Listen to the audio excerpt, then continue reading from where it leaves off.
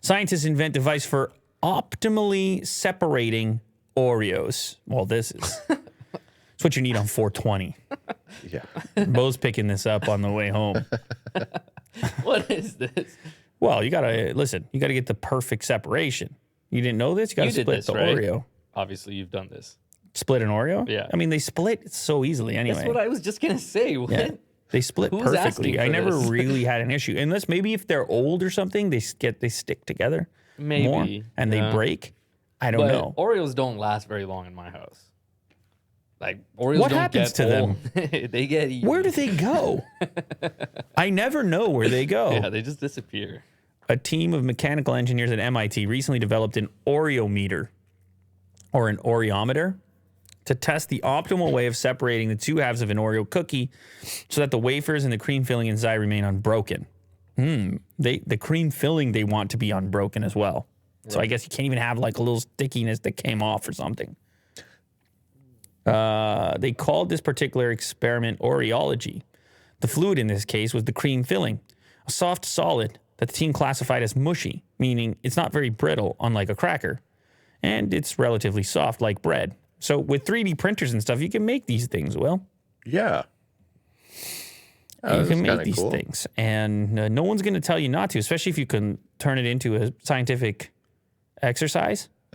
And part of your MIT credits, Crazy contraption. insert Oreo. Just one cookie. Yeah.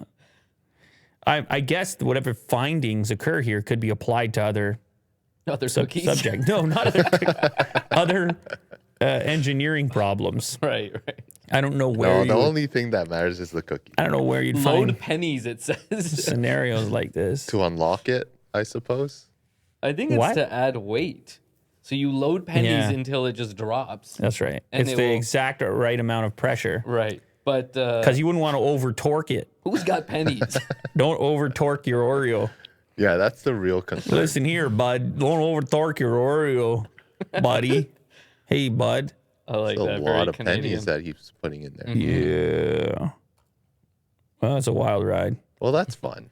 You know, Right. Engineers gotta have fun, Well, too. how's your 3D printer? I know your NFT is a 4 lately. How's your 3D printer ranking in 2022? it's always been consistent.